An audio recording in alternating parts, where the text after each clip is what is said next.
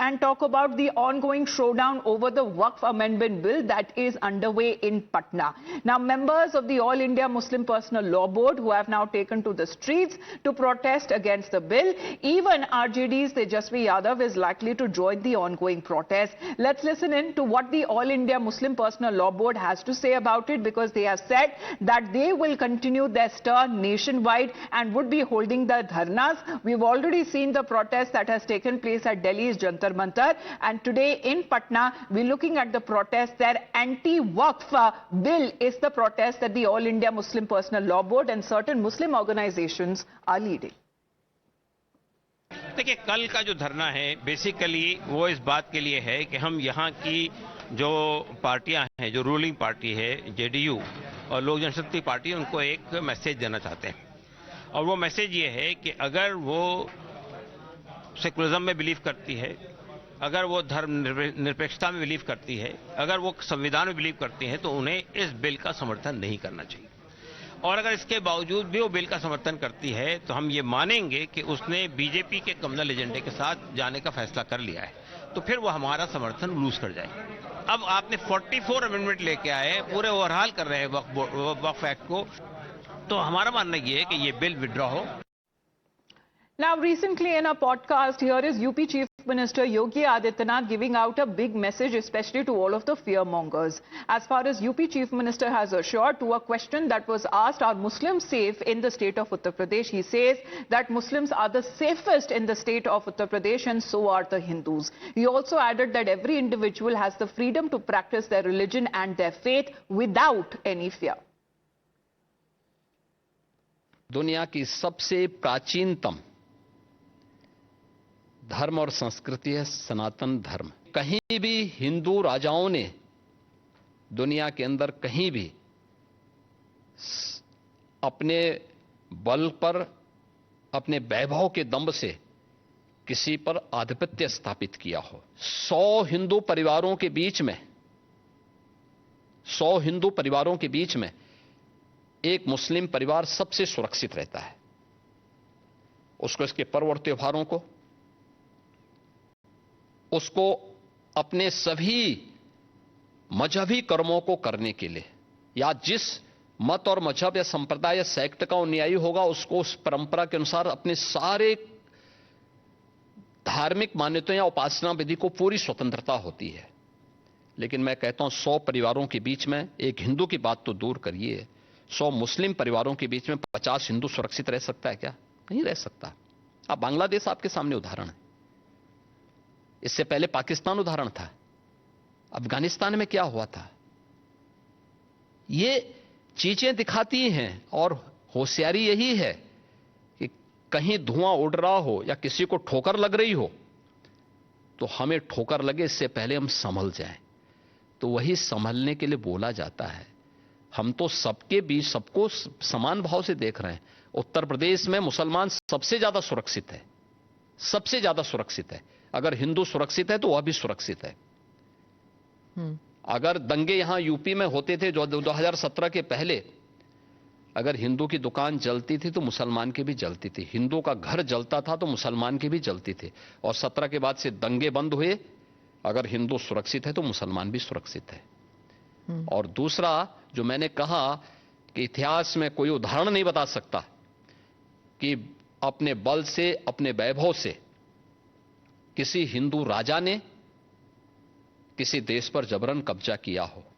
साकेत हमारे साथ लाइव जुड़ रहे हैं। साकेत, ये जो धरने की बात बताई जा रही है, अब क्या वो शुरू हो चुका है? और बताया जा रहा है कि आरजेडी के नेता भी वहां पे शामिल होने वाले हैं धरने में, तो उसके बारे में भी जरा दिखाइए और बताइए कि वहां पर आखिरकार चल क्या रहा है।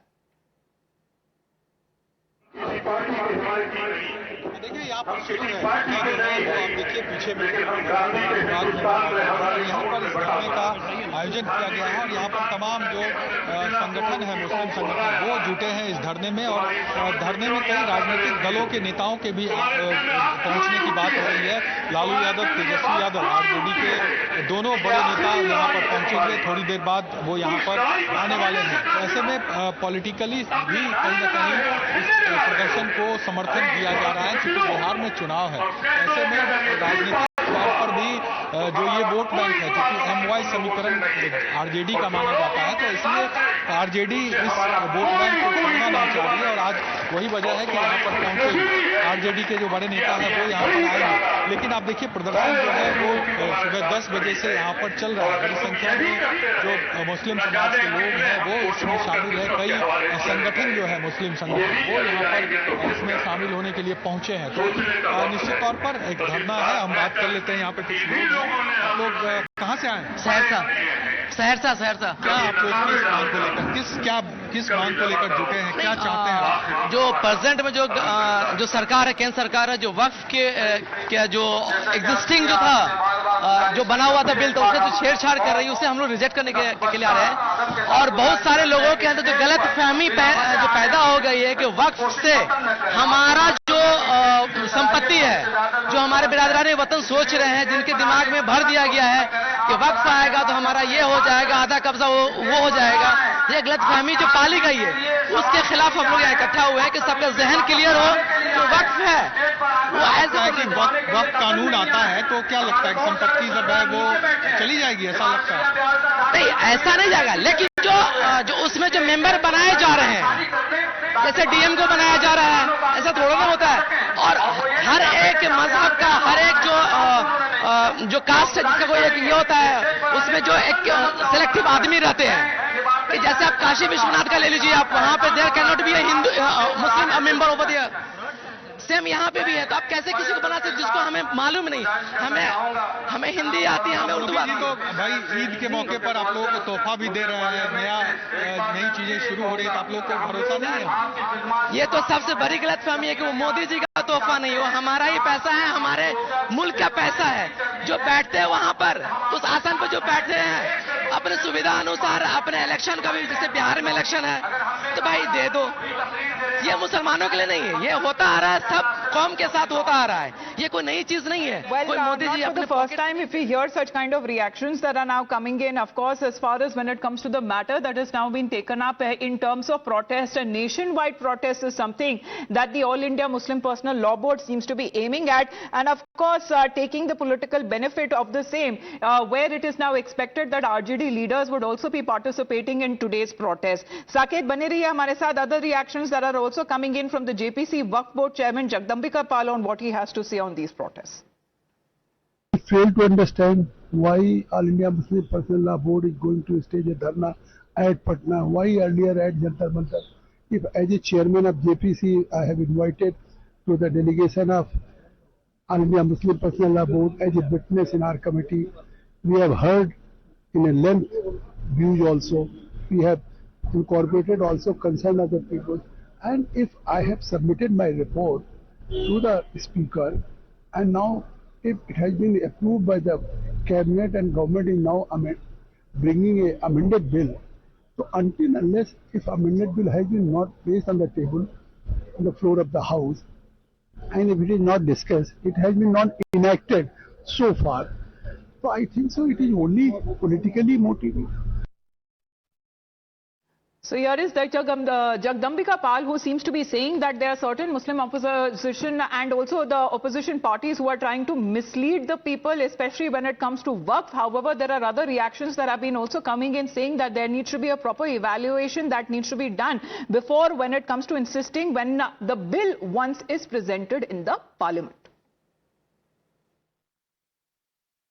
In 2013, the Communal Congress, peddling its dangerous agenda of political appeasement and vote bank politics, amended the Waqf Act in 2013. And what happened? This gave unfettered powers, arbitrary authority and control to vicious vested interests. This new reformative bill will usher in fair play, justice and parity for the poorer sections of the Muslim community. Waqf Act has been misused and there has been mismanagement and misappropriation of Waqf property. And this is the reason why Prime Minister Modi ji and the government is enacting this forward-looking bill. Now the time has come to call out the Congress bluff, and the Congress is rattled because they know that this amendment bill will effectively puncture their polarizing politics of religious appeasement. वक्फ एक बहाना है देश में दंगे भड़काना है, आग लगाना है, वोट बैंक की दुकान चलाना है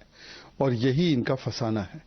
जो वोट बैंक की दुकान चलाते हैं, चाहे वो AIMPLB जैसी तंजीमें हो या इसे सपोर्ट देने वाले राजनीतिक इसके आका। वक्फ के संशोधन की बात तो खुद मुसलमानों ने की है, पर इसको हिंदू मुसलमान बनाने की कोशिश समाजवादी पार्टी, कांग्रेस, तृणमूल कांग्रेस कर रही है। लोगों को शाहीन बाग देश में बनाने की जो है उकसाने की कोशिश कर रही है। मैं सिर्फ इतना पूछना चाहता हूं कि क्या संविधान ने जैन समाज, क्रिश्चियन समाज, ईसाई समाज को वक्फ जैसे अधिकार दिए हैं? क्यों केवल वक्फ के पास ही असीमित ताकत होनी चाहिए ग्रैबिंग की? देश का कानून, चाहे प्रधानमंत्री हो, चाहे मुख्यमंत्री हो, कोई भी हो, सबके लिए बराबर है। और आज देश का कानून ये है कि 15 अगस्त 1947 को भारत के उपासना स्थल विधेयक के मुताबिक जो स्थिति थी वही लागू रहेगी। तो उसे कोई मुख्यमंत्री, कोई प्रधानमंत्री बदल नहीं सकता। हाँ, चुनावी भाषा का इस्तेमाल करके, उत्तेजना पैदा करके, नफरत पैदा करके अपनी कमियां छिपा सकता है।